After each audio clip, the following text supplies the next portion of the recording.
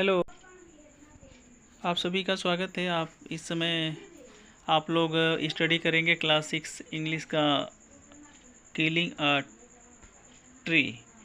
तो जो ये चैप्टर है किलिंग अ ट्री, इसके बारे में जो क्वेश्चन आंसर है वो आप लोग स्टडी करेंगे।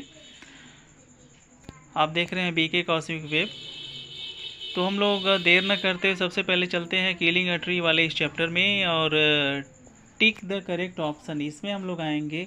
तो पहला जो ऑप्शन है, यहाँ पहला जो हमें ये जो देखने को मिलता है, it takes much to kill a tree. तो यहाँ पे जो आप फिलिंग द ब्लैंक्स करेंगे वो टाइम हो जाएगा। फिर नेक्स्ट है आपका tree has slowly grown by consuming soil. यहाँ पे सॉइल हो जाएगा। जो रेड कलर में जो अंडर लाइन आपको दिया गया है, दिखाया गया है, वो फिल इन द ब्लैंक्स वाले ऑप्शन में वो चीज़ें डाली गई हैं। The root needs to be pulled out to kill the tree. तो यहाँ पे रूट को अंडरलाइन किया गया है, रूट होगा।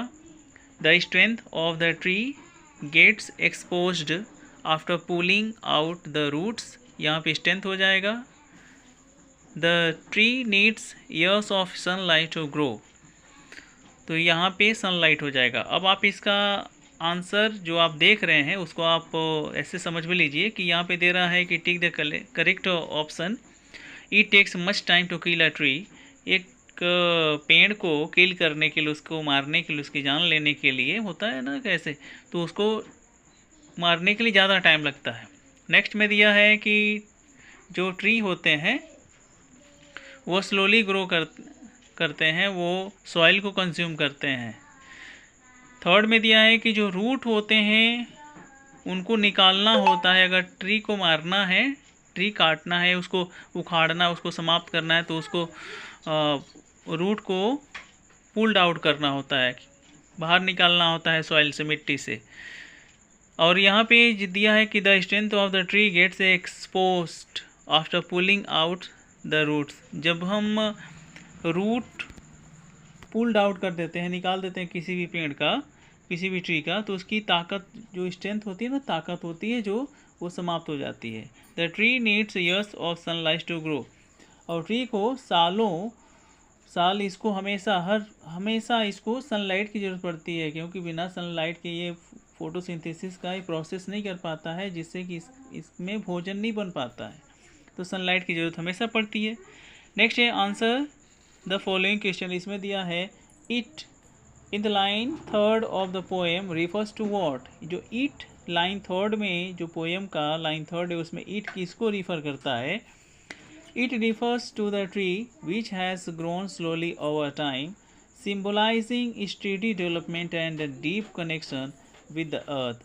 तो ये क्या इट रिफ़र करता है ट्री को? यह धीमे गति से यह बढ़ता है, इसमें ग्रोथ होता है और इसमें डेवलपमेंट होता ही जाता है और डीप कनेक्शन होता है अर्थ से।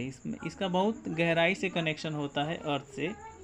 सेकेंड है कि explain anchoring earth in your own word. Anchoring earth को अपने शब्दों में इसको एक्सप्लेन करना है। तो आप आंसर यहाँ पे देखेंगे कि anchoring earth means the soil that holds the tree formally. जो एंकरिंग अर्थ है उसका मतलब होता है कि सॉइल को जो होल्ड किए होता है फॉर्मली। फॉर्मली का मतलब होता है जो बहुत ही जोर से या कस के इसको होल्ड किए होता है। गिविंग इट स्टेबिलिटी, क्या करता है? उसको एक स्टेबिलिटी देता है, उसको एक स्थिरता प्रदान करता है। Support nourishment and helping it grow strong. Support करता है, उसको नरिशमेंट देता है, यानी उसको संवारता है पोषक तत्वों से। एंड हेल्पिंग, और उसकी मदद भी करता है, इट ग्रो स्ट्रॉन्ग, ताकि वो और मजबूत हो सके। हम लोग थर्ड वाले क्वेश्चन की तरफ चलेंगे। Read the lines, not so much pan will do it. What quality of the tree does it bring out. यहाँ पे जो दिया है कि not so much pan will do it, ज़्यादा दर्द नहीं होगा ऐसे।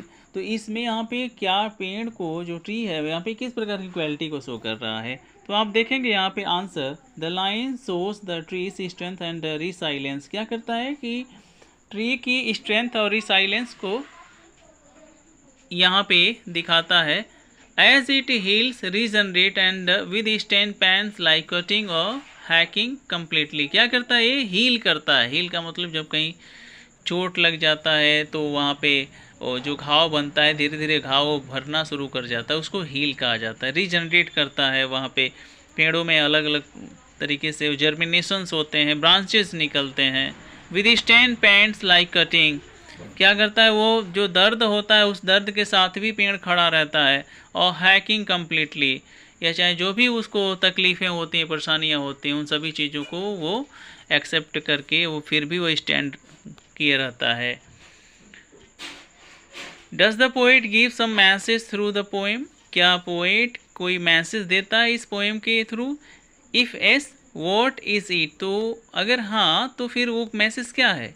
आंसर में आप लिखेंगे the poem conveys that deeply rooted things.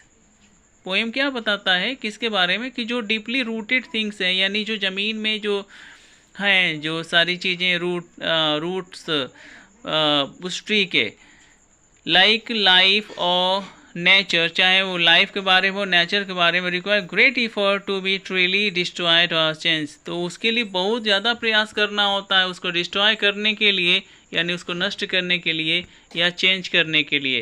तो इस तरीके से आप ये सारे क्वेश्चन का आंसर आपने देख लिया। और हमने यहाँ पे जो चैप्टर देखा है वो कौन सा चैप्टर है? ये चैप्टर है किलिंग अ ट्री, क्लास 6 का इंग्लिश का चैप्टर है।